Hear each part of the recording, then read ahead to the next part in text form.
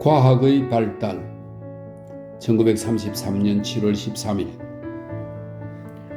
제1차 세계대전 후 온 세계에서 일어난 정치적 사건을 끝내고 이제 과학과 그 효용에 대해 쓴다. 그러나 과학에 대해 쓰기 전에 다시 한번 세계대전 후의 여성의 지위 변동에 대해 말하고 싶다. 모든 법률적, 사회적, 관습적 속박으로부터의 여성 해방은 19세기에 들어서서 대공업이 나타나 여성 노동자를 고용한 데서 비롯되었다. 이 과정은 완만한 속도로 진행되다가 전쟁이 터지자 가속화되었고 전쟁이 끝나서는 거의 완전한 단계에 이르렀다. 조금 전까지는 방 안에만 갇혀서 지냈던 여성들이 오늘날에는 여의사나 여교사, 여성 기술자가 되어 있다. 그러나 그것은 아시아뿐 아니라 유럽에서도 아주 새로운 현상이었다. 1840년에 제1회 반노예제도 회의가 런던에서 열린 적이 있었다. 그때 흑인 노예제도에 관한 논란으로 시끄러웠던 미국에서 여성들이 대표로 참석했다. 그런데 회의는 여성이 공공집회에 참가하는 것은 적당치 않으며 성에 대한 모독이라는 이유에서 여성 대표를 인정치 않았다. 이제 과학으로 이야기를 돌리자. 부분적이긴 하나 어쨌든 과학 정신은 과거 150년간 서양 문명의 배후를 지탱해왔던 정신이다. 이 영향력이 커짐에 따라 부조리, 마법, 미신 등의 기초를 두는 관념들은 배척되고 과학에 위배되는 여러 가지 방법이나 과정은 극복되게 되었다. 이것은 과학의 정신이 완전히 부조리나 마술이나 미신을 압도해버린 것을 의미하는 것은 아니다. 그러나 그것이 장족의 발전을 이룩한 것만은 의심할 여지가 없는 것으로 19세기는 많은 훌륭한 과학의 승리를 가져온 시대다.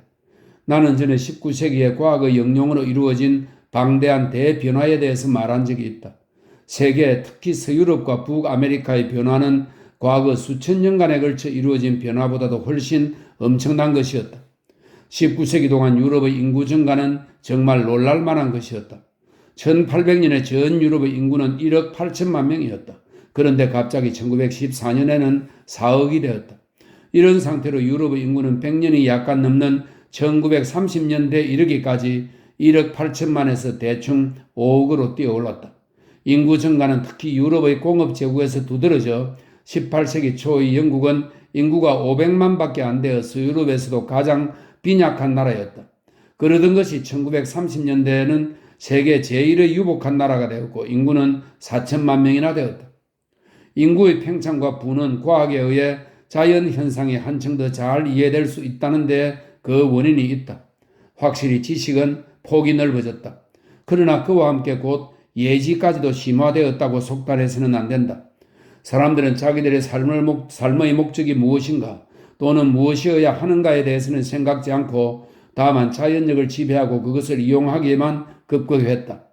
높은 성능을 가진 자동차는 유익하고 또 바람직하기도 하다.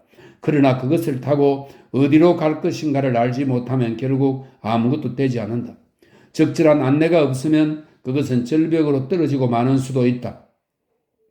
우리들 대다수의 사람은 왜 그런 사실이 생겼는가를 조금도 생각지 않고 철도나 비행기나 전기나 무선전선이나 그 밖의 수많은 과학의 소산을 이용하고 있다. 우리는 마치 그것들을 사용할 당연한 권리라도 있다는 듯이 과학의 소산물을 이용하고 있다.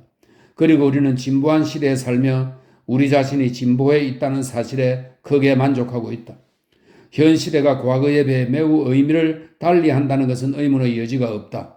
나는 현 시대가 고도의 진보를 이룩할 것은 확실히 인정한다.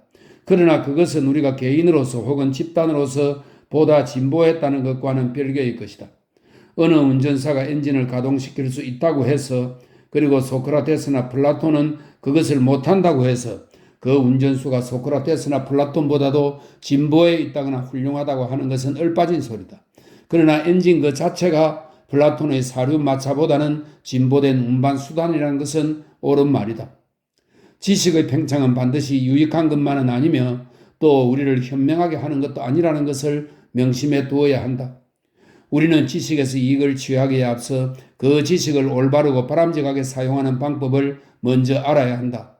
우리는 고성능 차를 타고 달리기에 앞서 어디로 갈 것인가를 미리 알아야 한다. 즉 우리는 삶의 목적이나 목표가 어떤 것인가를 알아야 하는 것이다. 오늘날 수많은 사람들은 그런 것은 조금도 생각하지 않는다. 우리들은 과학의 시대에 살면서도 우리의 행동을 지배하고 있는 사상은 먼 옛날의 낡은 것들이다. 그러니 모순이나 당착이 생기는 것도 무리가 아니다. 영리한 원숭이는 자동차 운전에 숙달될 수 있을지 모르나 신뢰할 만한 운전사는 될 수 없다. 현대의 지식은 대단히 복잡하고 광범위하다. 수많은 연구가가 제각기 전문 분야에서 끊임없이 실험을 거듭하여 지식의 조각을 쌓아 올려 산더미를 만들고 있다. 지식의 분야는 너무 넓어 여기에 종사하는 사람은 개개인이 자기 분야에서 전문가가 되지 않으면 안 된다. 그는 지식의 다른 부분에 대한 연관 지식을 못 가지는 수도 있다. 따라서 그들은 지식의 어느 부분은 정통하지만 인류 활동의 총체적인 면에 대해서 현명한 전망을 갖기는 곤란하게 된다. 즉 옛날 말로 교양이 있다고는 할 수 없다. 물론 전문가이면서 그 전문 분야를 초월해서 지식에 괄목할 만한 공헌을 한 사람이 있다. 현대 최대의 과학자인 독일 태생의 유대인으로서 히틀러 정부의 유태인 배척 정책에 밀려 독일에서 쫓겨난 알베르트 아인슈타인이다. 아인슈타인은 수학의 복잡한 계산에 입각해서 전 우주에 관계되는 기본적 물리 법칙을 발견했다. 그는 지난 200년 동안 자명한 진리로 받아들여졌던 뉴턴의 법칙을 정정했다. 아인슈타인의 이론에 의하면 빛은 독특한 운동을 하는 것으로서 이것은 태양의 일식기간 중에 실정될 계획이었다. 사실 일식이 일어났을 때 광선은 이론대로 운동하는 것이 판명되어 수학적 추리에 의해서 도달한 결론은 구체적 실험에 의해 증명되었다. 이것은 상대성 이론이라 하는데 우주의 문제에 몰두하면서 그는 시간이란 관념과 공간이란 관념은 분리해서 생각될 수 없는 것임을 발견했다. 이 두 가지의 분리된 개념을 배제하고 양자를 일체로서 고찰하는 새로운 개념을 제출하여 이것을 공간-시간이라 했다. 아인슈타인은 우주를 연구하였으나 그와는 달리 어떤 과학자들은 무한히 작은 것에 대한 연구를 했다. 우리의 육안에 겨우 보일 만한 미세한 것, 예를 들면 피인의 끝이 과학적 방법으로 논증된 이론에 의하면 어떤 의미에서는 우주 그 자체와도 같은 것이라 하였다. 그것은 맹렬한 속도로 서로 회전하는 원자로서 이루어져 있다. 그런데 제각교의 원자는 방대한 수의 전기 밀입자 또는 그것이 무엇이든 역시 놀랄만한 속도로 부단히 운동을 계속하고 있는 양자와 전자로 구성되어 있다. 양성자, 중성자, 양자에 이르러서는 더욱 작아져 양성자의 평균 수명은 대강 1억 분의 1초로 계산되고 있다. 이것은 모두 무한히 작은 규모이기는 하나 마치 혹성이나 항성이 우주 공간에 끊임없이 순환하고 있는 상태를 연상케 한다. 분자는 성능이 좋은 현미경을 사용해도 보이지 않을 만큼 작은 크기라 생각하면 된다. 원자나 양자나 전자 등에 이르면 상상하기조차 어렵다. 그래도 과학기술은 이들 원자나 전자에 관한 방대한 연구 보고서가 산더미같이 쌓일 정도로 진보되고 있다. 그래서 최근에는 그 원자가 분할되게 되었다. 또 우리에게는 이렇게 큰 지구가 그 자체는 하찮은 별로서 태양계에 속하는 한 유성에 불과한 것이다. 태양계 전체도 이 우주공간 전체 속에서는 아주 작은 물 한 방울 정도밖에 되지 않는다. 우주 속의 거리는 그 어느 부분에서 빛이 우리가 사는 곳까지 도달하는데 수천 년이나 수만 년이나 수백만 년이 걸릴 만큼 광대하다. 그래서 우리가 하늘의 별을 볼 때는 우리가 보고 있는 것은 지금 있는 것이 아니라 지금 우리한테 도달한 광선이 거기를 출발해서 몇백 년이 걸렸는지 아니면 몇천 년이 걸렸는지 모를 긴 세월이 흐른 후에야 볼 수 있는 것이다. 이와 같은 것은 모두 일반적인 시간이나 공간의 관념으로는 도저히 파악하기 어려운 것으로서 아인슈타인의 공간 시간의 개념이 이런 것들을 이해하는 데 훨씬 도움이 되는 것도 그 때문이다. 시간만을 생각해 보더라도 과거와 현재가 혼돈되고 만다. 왜냐하면 우리가 보는 별은 우리에게는 현재의 것이지만 그러나 실제는 과거의 것이며 우리는 광선의 여행길에 오른 뒤 그 별은 벌써 존재하지 않을 수도 있다는 것을 알아야 한다. 나는 태양도 하찮은 별이라고 말했다. 아직 그 밖에 대충 10만 개의 별이 있어 이들이 모두 모여서 이른바 은하를 이루고 있다. 우리가 밤하늘에 보는 대다수는 이 은하를 형성하고 있는 것들이다. 그러나 우리가 육안으로 볼 수 있는 것은 그 중에서도 소수에 지나지 않는다. 성능 좋은 망원경으로 보면 더욱더 많은 별을 볼 수 있다. 이 방면의 전문학자의 계산에 의하면 이 우주에는 10만 개 정도의 서로 다른 은하가 있다고 한다. 더욱 놀라운 것은 이 우주가 자꾸 팽창되어 가고 있다는 것이다. 제임스 진즈라는 한 수학자는 우주를 비눗방울의 구면으로 보고 이 비눗방울이 점점 커져가는 것에 비유하고 있다. 그리고 이 비눗방울과 같은 우주는 그것을 꿰뚫고 여행하는 데 수억조 년이나 걸릴 만큼 큰 것이라고 했다. 물리학과 화학은 19세기의 대표적 과학이었다. 그것은 인간에 의한 자연 또는 외계의 지배를 도왔다. 점차 과학자의 관심이 내부로 돌려져서 자기 자신을 연구하기 시작했다. 생물학의 중요성을 인식한 것이다. 생물학은 인간이나 동물이나 식물의 생활을 연구하는 것으로 벌써 눈부신 진보를 보여서 생물학자들의 주장에 따르면 주사나 그 밖의 방법에 의해서 인간의 성격이나 기질의 변화를 일으킬 날도 멀지 않았다는 것이다. 따라서 비겁자를 용감한 사람으로 개조시킬 수도 있고 어떤 정부가 이런 방법으로 비판자나 반대자의 저항력을 말살시킬 수 있을지도 모른다. 생물학의 다음 단계는 심리학으로 인간의 마음이나 사상, 동기, 공포, 욕망 따위를 다루는 과학이다. 이렇게 새로운 분야에 차례로 손을 뻗쳐 우리 자신에 대한 지식을 심화시키고 그것에 의해 아마 우리들 자신을 지배할 것을 돕고 있는 것 같기도 하다. 우생학도 생물학에 가까운 것으로 종자를 개량하는 학문이다.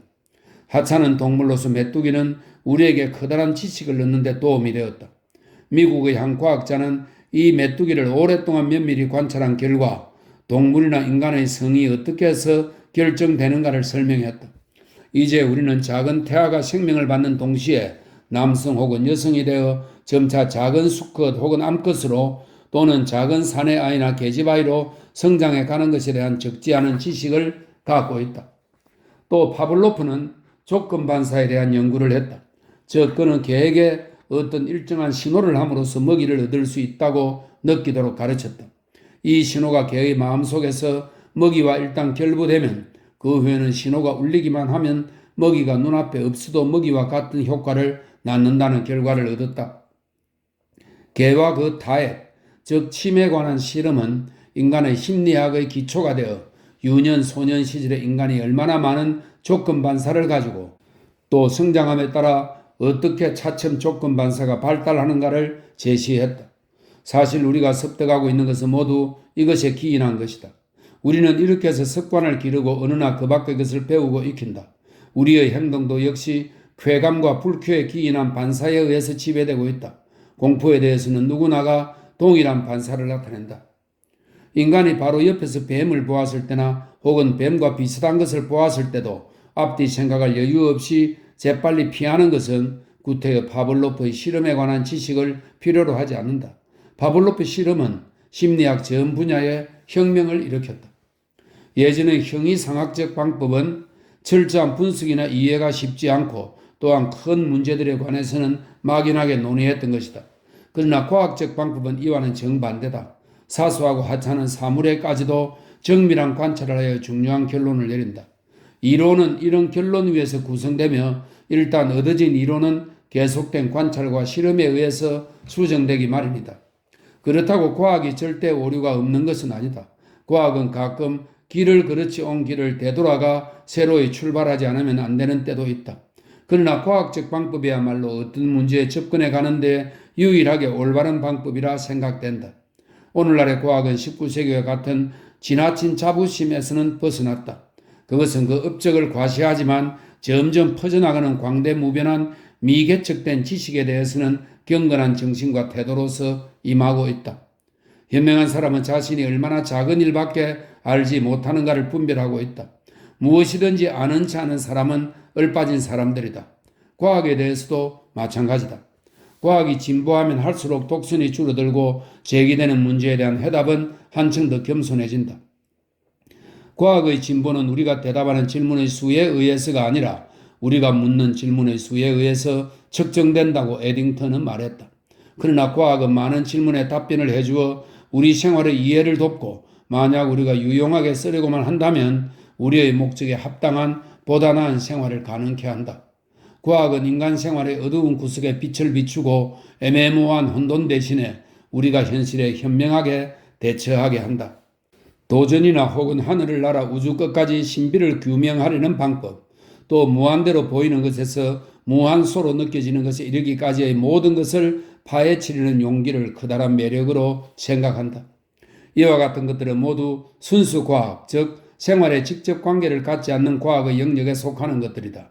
예를 들면 상대성 이론이라든지 공간 시간의 개념 또는 우주의 크기 따위는 일상생활과 직접적으로는 아무런 관계도 없다. 이런 이론의 대부분은 고등 수학의 기초를 두는 것으로 수학에서 이렇게 복잡하고 고차원적인 분야는 순수 과학에 포함된다. 그러나 일반 사람들은 이런 순수 과학에는 흥미를 가지지 않는다.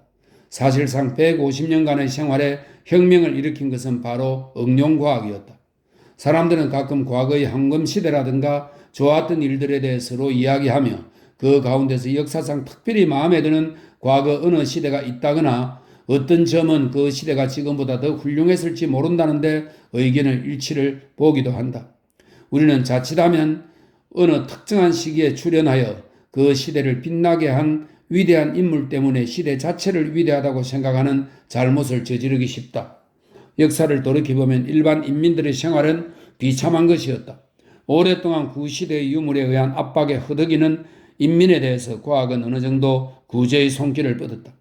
우리 주위에서 쉽게 눈에 띄는 것들이 모두 과학과 관계된다는 것은 너도 알고 있을 것이다.